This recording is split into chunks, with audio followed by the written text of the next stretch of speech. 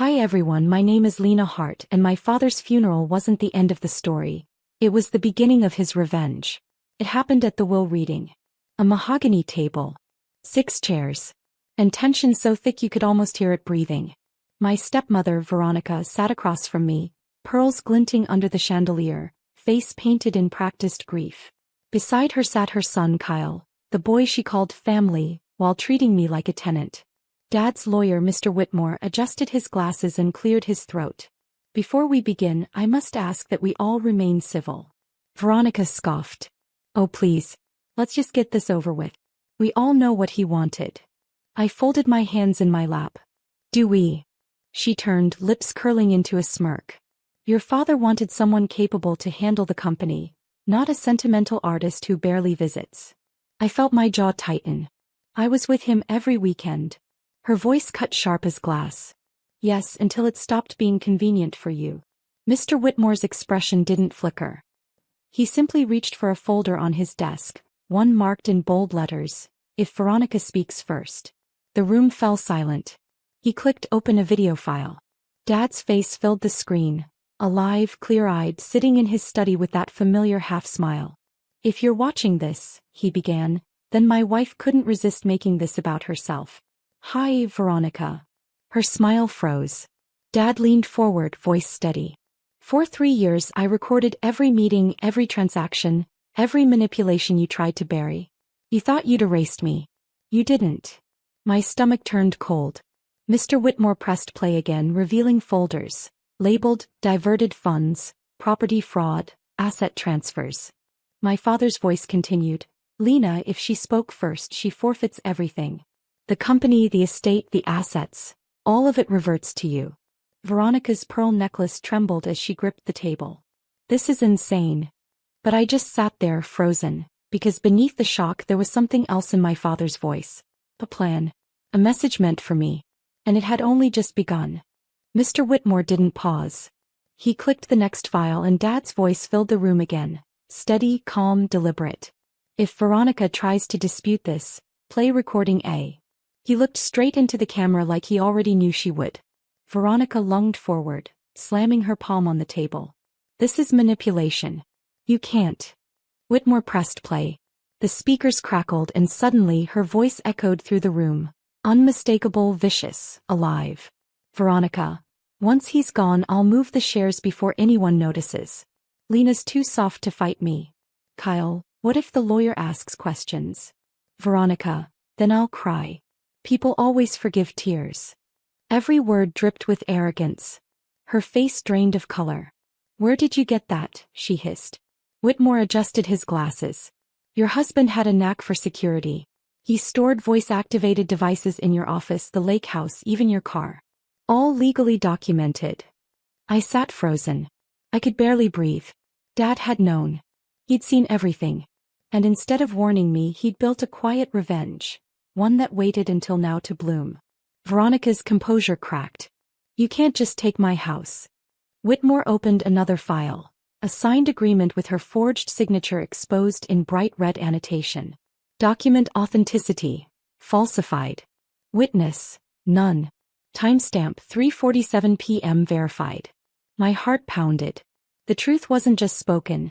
It was archived, time-stamped, bulletproof. Dad's voice returned, softer this time. Lena, if you're listening, you think I didn't see you giving up on fighting back. You learned to survive quietly. That's not weakness, that's restraint. But this time I fought for you. Veronica pushed back her chair violently, eyes wild. You don't deserve any of this. You abandoned him when he needed you most. I stood slowly, hands steady. You mean when you convinced him to cut me out? When you told him I was a liability? Her silence answered for her. For years she'd been the loudest voice in the room. Now all she could hear was my father's. And for the first time, I didn't feel small anymore.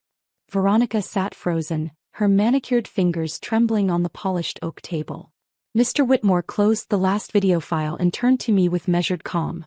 There's one more folder, he said quietly, sliding a sealed brown envelope across the table. The label read in my father's familiar handwriting, "For my daughter's eyes only." My stomach twisted. What is it? His final instructions, Whitmore replied. He wanted you to open it alone. Veronica lunged for it, but I was faster. My hand closed around the envelope as Whitmore's voice cut like steel. Touch that again and I'll have security remove you. The fury in her eyes was volcanic. You think you've won, she spat. You have no idea what you're getting into. But she was wrong. For the first time in my life, I did. I stood, clutching the envelope to my chest, and walked out of the room without another word. The hallway outside was quiet, the air heavy with dust and memory. I sat on the bench beneath Dad's old portrait, fingers trembling as I tore it open. Inside was a flash drive and a letter. The handwriting, strong, deliberate, familiar, felt like a voice reaching out from the grave. Lena, if you're reading this, you've already seen what she did. I let her think she was winning because people like Veronica always dig their own graves when no one stops them. I needed proof, and I needed you to believe in yourself again. I blinked hard, tears blurring the ink. This drive contains every transaction and transfer tied to her. But it also contains something else. The reason I built this company in the first place. It was never for the money. It was for you. Take it. Finish it. Make it yours. At the bottom, a single line. You don't fight back by screaming, Lena. You fight back by surviving beautifully. I closed my eyes and breathed, slow, deep, certain. The years I spent silenced, ignored, invisible, were over. And somewhere down that hallway, Veronica's voice rose, shrill, desperate. He knew. Her kingdom had just begun to crumble. I didn't go home that night. Instead, I drove straight to Dad's office, the one Veronica had claimed as hers weeks after his funeral. The place still smelled faintly of cedar and old ink, the same scent that used to cling to his jacket when he hugged me goodbye. I sat at his desk, plugged in the flash drive, and waited. A single folder appeared on the screen, titled Legacy. My heart thudded. I clicked it open. Inside were subfolders labeled by year, 3 years. Each one filled with audio files, spreadsheets, and videos, each time-stamped, each documenting every theft, every lie, every falsified contract Veronica and Kyle had forged. Dad had been dying slowly, and yet he'd spent his final years building a digital time bomb. I pressed play on one of the videos. Dad sat at the same desk, his face thinner but his eyes still sharp. If you're watching this, Lena, then I was right to trust you. I know what they've been doing. The company you think you lost, it's already yours. I transferred the patents and core assets to a separate entity under your name. My breath caught. I scrolled through the files again, and there it was. A notarized document dated 6 months before his death. Hart Innovations LC, owner, Lena M. Hart. My eyes stung. He hadn't just protected me, he'd rebuilt the business around me. Another file played automatically. Veronica's voice again, this time in a meeting. Once he's gone, I'll rename everything. No one will know the difference. Dad's voice overlapped softly like an echo. I knew, Veronica. I always knew. I covered my mouth, shaking with a mix of grief and awe. This wasn't just revenge, it was redemption. I backed up every file onto my own drive, then emailed a copy to Whitmore. Tomorrow these would become public record. And when they did, everything she'd stolen, every ounce of her arrogance, would come crashing down. Dad didn't leave me with anger. He left me with evidence. And a legacy worth protecting. The next morning I woke before sunrise. The world outside was silent, a calm before the storm my father had been planning for years. I forwarded every folder to Mr. Whitmore and my father's board of directors. Then with one deep breath I hit send on the final email, the one titled, "To whom it may concern, the real story of Hart Industries." Within an hour my phone began to buzz like a trapped hornet. First, a call from Whitmore. "Lena, the files are verified. Every last one. The board's in an emergency meeting as we speak." Then a message from an unknown number. "Veronica. What did you do?" I didn't answer. Instead, I opened my laptop and watched it unfold in real time. Business news alerts lighting up my screen. CEO widow under investigation for corporate fraud. Hart Industries files emergency injunction against former co-owner. Veronica's carefully curated image was collapsing. The charity galas, the staged photos, the interviews about resilience after loss. Now those same reporters were asking where the missing $2.4 million in consulting fees had gone. Every stolen dollar, every fake contract, every false signature. Exposed. The board voted within 3 hours. Veronica and Kyle, permanently removed. All rights and shares reverted to the rightful owner. Me. I just sat there staring at the email confirmation, unable to move. This was supposed to feel triumphant. It didn't. It felt quiet, like justice finally catching its breath. Ben called me from downstairs. "It's everywhere, Lena. You did it." "No," I said softly, closing the laptop. "Dad did. I just pressed play." Outside, the winter sun was breaking through the clouds, gold spilling across the city skyline.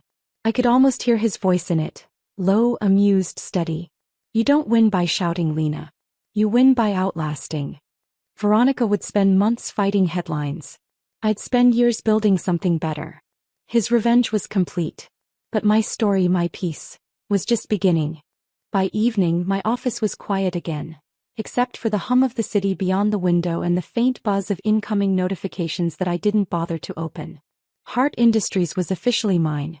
Veronica's accounts were frozen, Kyle's credentials revoked, and the world finally knew who the real thief had been. But I wasn't celebrating. I was sitting in Dad's chair, holding a yellowed envelope Whitmore had delivered after the board's decision. On the front, written in the same slanted handwriting I'd seen my whole life. "Read only when the noise stops." I broke the seal. Inside, a short letter and an old photograph. Me at 8 years old, covered in paint, standing beside the first prototype of the company's logo. Dad's arm wrapped proudly around me. "Lena, you always thought I chose the company over you. You were wrong. I built the company because of you." My chest tightened. When your mother died, I didn't know how to be a parent. I hid behind ledgers and meetings because business made sense. People didn't. Veronica knew how to fill silence, but not how to love inside it. I should have protected you from her sooner.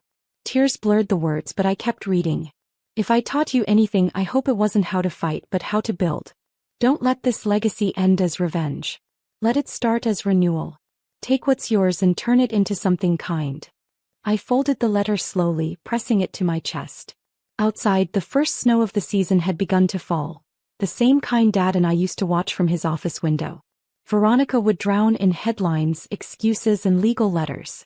I would rise quietly, not to destroy her, but to outlive her.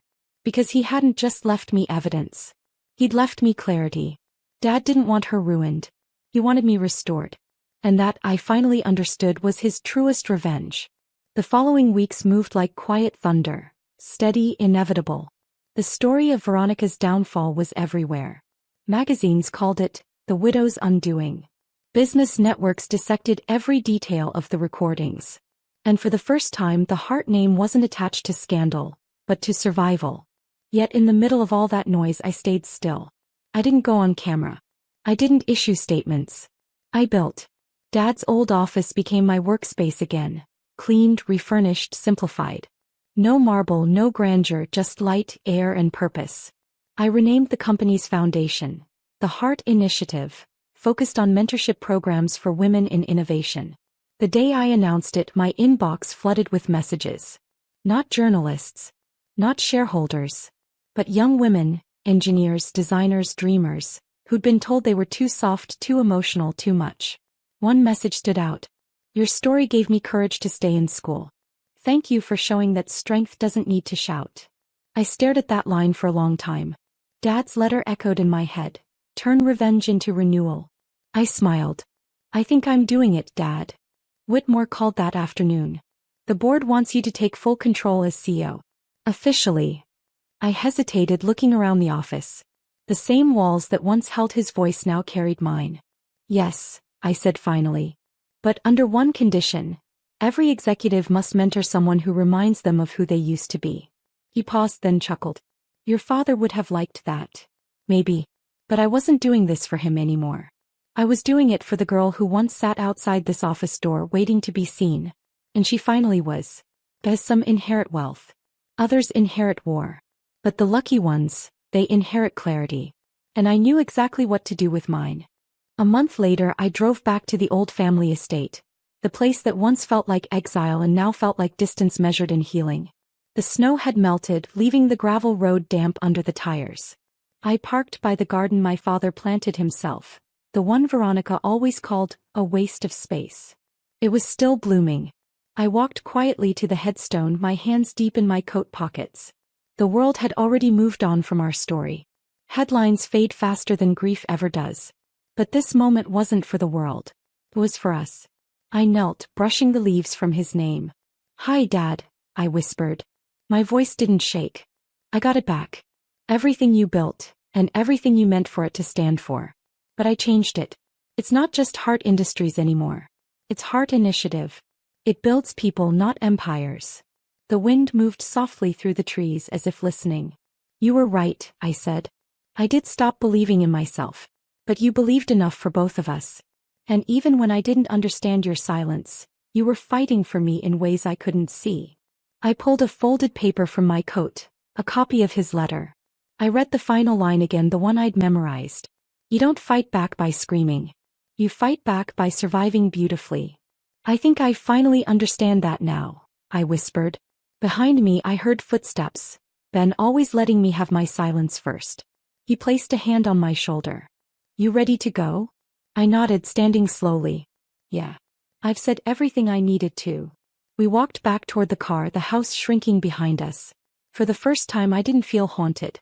I felt guided. Because Dad's revenge wasn't to destroy her. It was to rebuild me. And this time I was ready to live the rest of the story.